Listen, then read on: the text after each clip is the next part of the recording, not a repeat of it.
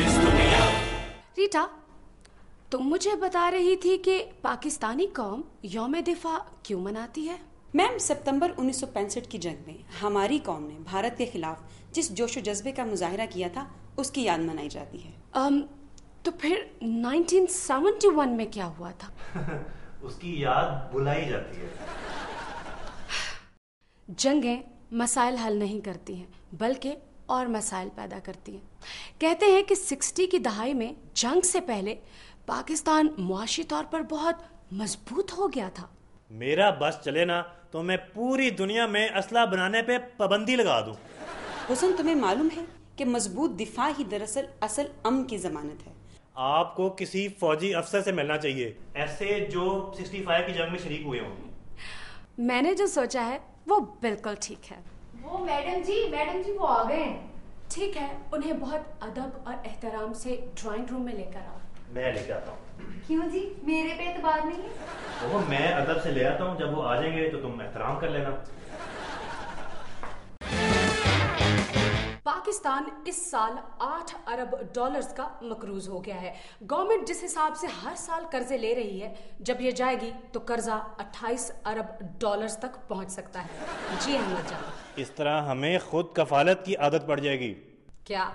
जी देखें, जो कर्जे अगली गवर्नमेंट लेगी वो पिछले कर्जों के सूद उतारते हुए निकल जाएंगे, और हम नए कर्जे डेवलपमेंट के लिए नहीं लेंगे बल्कि पुरानों की किस्तें उतारने के लिए लेंगे, और हम अपना गुजारा रुखी सूखी खा के कर लेंगे। मैं समझी नहीं। और ये भी ऐन मुमकिन है कि एक दिन हम अमेरिका से कहें कि आपने जो हमें 2.5 अरब डॉलर दिया है उसमें से 1 अरब डॉलर चीन से हमारे नाम से ले ले, और अगर चीन ने मांगा तो हम बरतानिया से रजू करने का कह देंगे और खुद दरमियान से निकल लेंगे।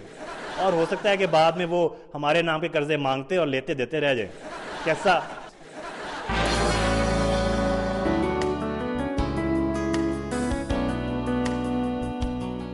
हेलो व्यूअर्स, क्या हाल है?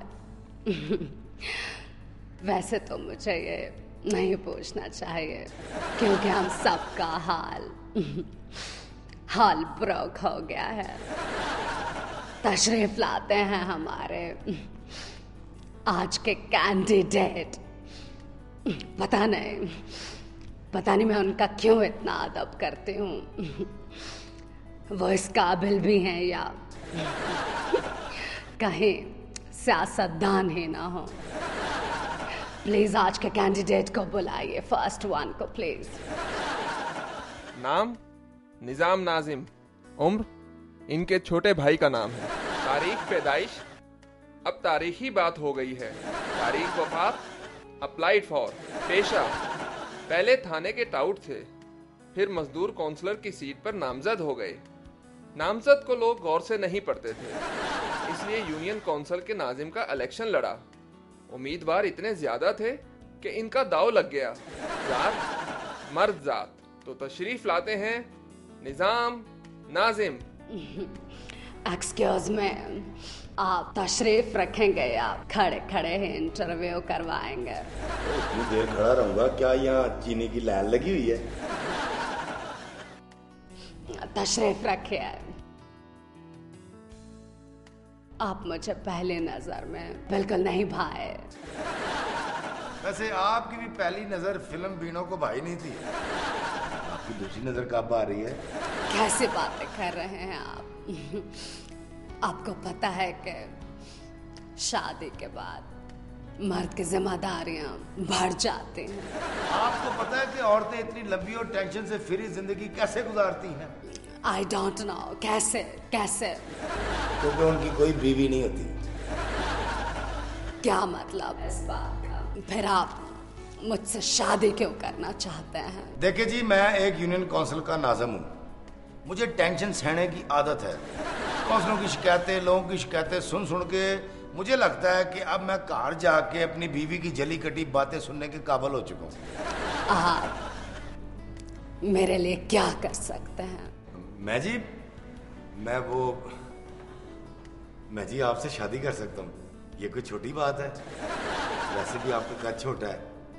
मेरी ख्वाहिश है कि मेरी शादी जो हो छोटे कद की औरत से हो।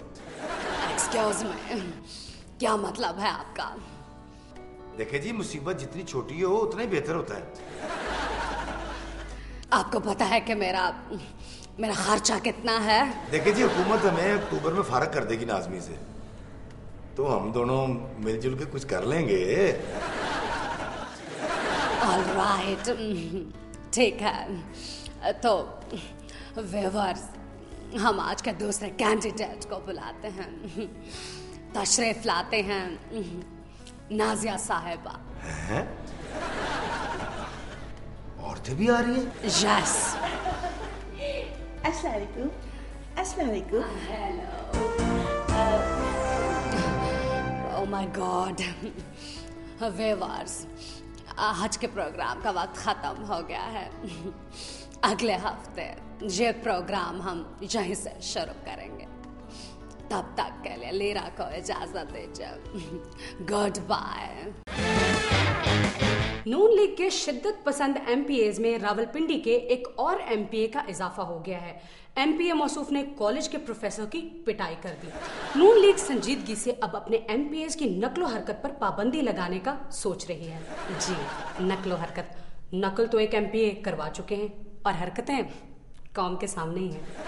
मोतबर जराये के मुताबिक फ्रेंड्स ऑफ पाकिस्तान संजीदगी से हमारी मदद करना चाहते हैं, मगर फ्रेंड्स ऑफ पाकिस्तान को फ्रेंड्स ऑफ सदर पाकिस्तान भी नजर आते हैं।